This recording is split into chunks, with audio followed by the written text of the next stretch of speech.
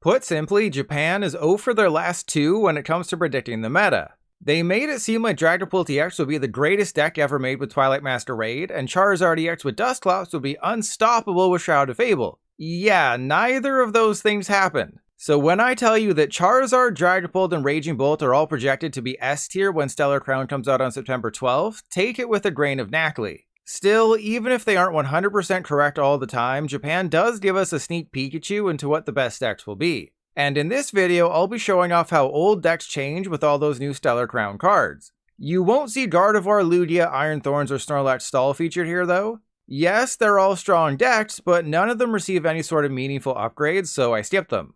We begin, where else, with Charizard EX. There's only one new card, but it makes a massive difference. If your opponent has exactly 2 prize cards left, you can play Briar. Then if you take a knockout with Charizard EX, you get an extra prize card. So if you're losing 3-2 on prizes, use Pidgeot EX to grab Briar, then knock out a 2-prizer with Charizard EX and win the game. Yeah, it basically turns Zard into a modern day ADP. As a result of the one new card, everything looks basically the same. Just don't forget that you can KO your own Dusclops or Dusknoir when your opponent's at 3 prize cards, activating Briar in the process, and laugh maniacally as you win the game while your opponent can't do anything. But that's not the end of Charizard's changes. A combo you might not expect is pairing it with Grand Tree. Yet that's exactly what players have done in Japan to moderate success. Making Yu-Gi-Oh! Players feel right at home, Grand Tree has a lot of words on it. Basically, it can evolve either player's basic Pokemon into a Stage 1 the turn after the basic comes into play.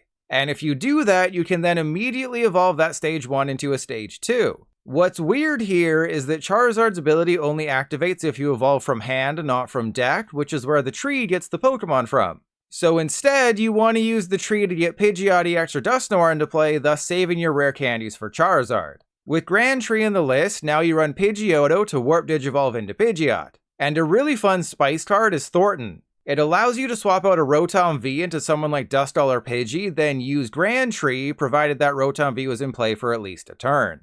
Now that I've paid my obligatory Charizard tax, let's move on to something actually fun. The deck that makes the biggest leap in terms of power level, Palkia VStar goes from unplayable to A tier with Area 0 underdepths. Whereas Palkia used to max out at 260 damage if both players had a full bench, now it's 380. More realistically, you'll hit for 320, assuming they have 5 bench Pokemon and you have 8. But that's still a great number, only really coming up short on Charizard EX. In order to activate Area 0, you need a Terra Pokemon in play. Terapagos EX and Wellspring Masked Ogerpon EX are the 2 best options, as they can both attack here. Terapagos can deal up to 240 damage for 2 energy and doesn't have an ability, which is important against Cornerstone Masked Ogerpon, while Wellspring Masked Ogerpon does offer up a potential snipe attack, though it does require 3 energy. Here's a typical Palkia VStar list come Stellar Crown. Noctowl is your consistency Pokemon, able to grab any 2 trainer cards from your deck upon evolution, provided you have a Terra Pokemon in play. So getting a Terapagos down is integral, as it activates Noctowl and Area 0. Kieran helps boost your damage by 30 when you need to, and Prime Catcher is by far the ace-spec of choice in Palkia. While it's not quite Aqua Patch, there is an item-based way to accelerate energy to Palkia and Terapagos. Use Glass Trumpet, put 1 water energy each on your Terapagos, then use Energy Switch, and now you have a fully built-up attacker without having to use Palkia's V-Star power.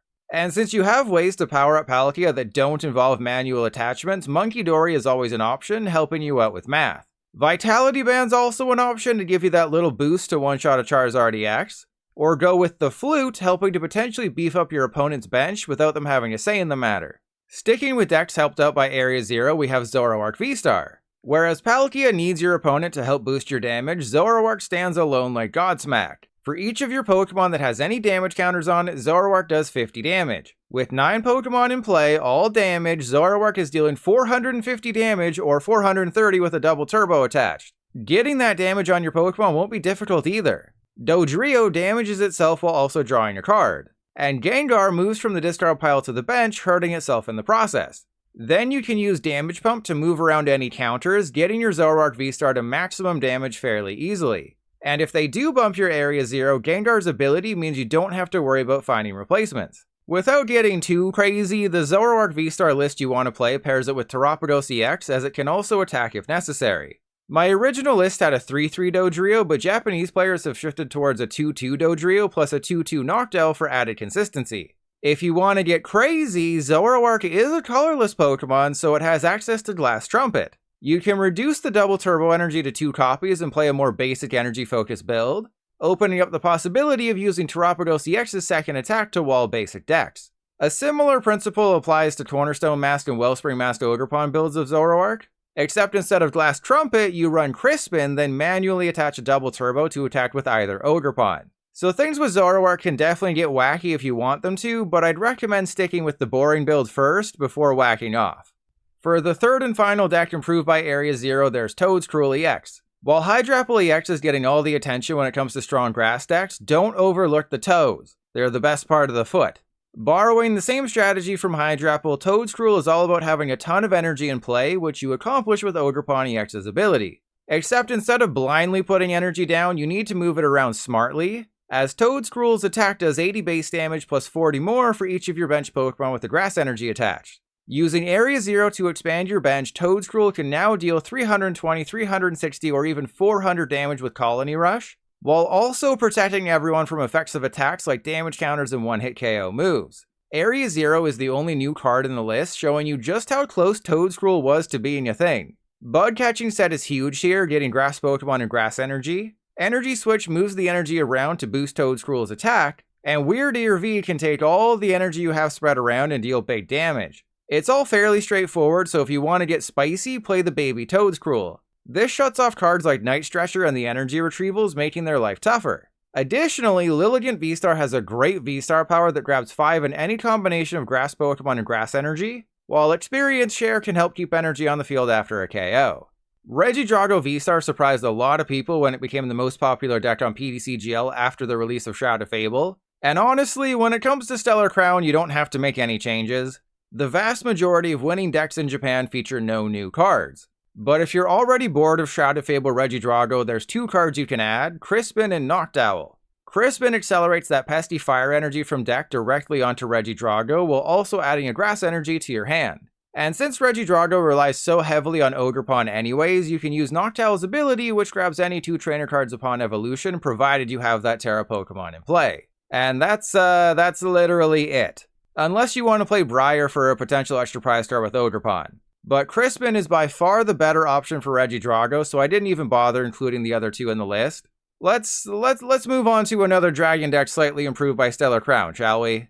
Out of all the new cards coming in Stellar Crown, you might think the baby Raging Bolt would help out Raging Bolt EX the most. After all, it can snipe anyone on the bench for 60 to 90 damage on average and deal with Mimikyu. I mean, you could play it if you want, as it's decent, but Sandy Cheeks and Slitherwang are still the better single prize options. Or for the same reason as Regidrago, how about Crispin? Well, it has made its way into some Japanese lists, but it's basically a weaker Professor Sada's Vitality and isn't 100% necessary. No, the card that's made the most impact on Raging Bolt so far is Noctowl. Just like Regidrago, Raging Bolt plays Ogerpon EX. So whenever Noctowl is evolved into, it can just go grab any 2 trainer cards from your deck, including Sada and whatever else you need to swing big. And here's a fun wrinkle. Because Fan Rotom can deal 70 damage for a single energy so long as there's a stadium in play, that now becomes your Mimikyu counter. Oh, what's that? You want to get even crazier? So you know how Raging Bolt has to rely on Sada and Ogerpon for energy acceleration?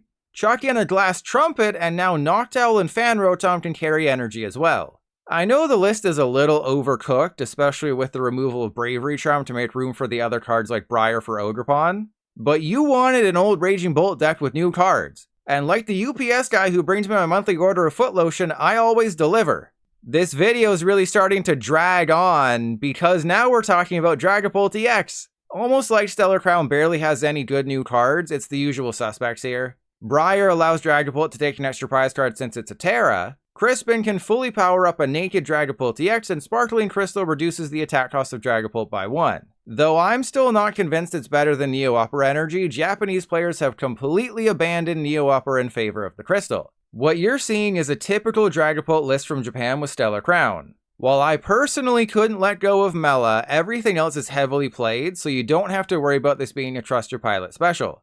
Just like with Charizard EX, Grand Tree is another option for Dragapult. You already played your Cloak for the card draw, so the tree can help you get a Dragapult without rare candy. All you have to do is add in a Pidgeotto and you're golden.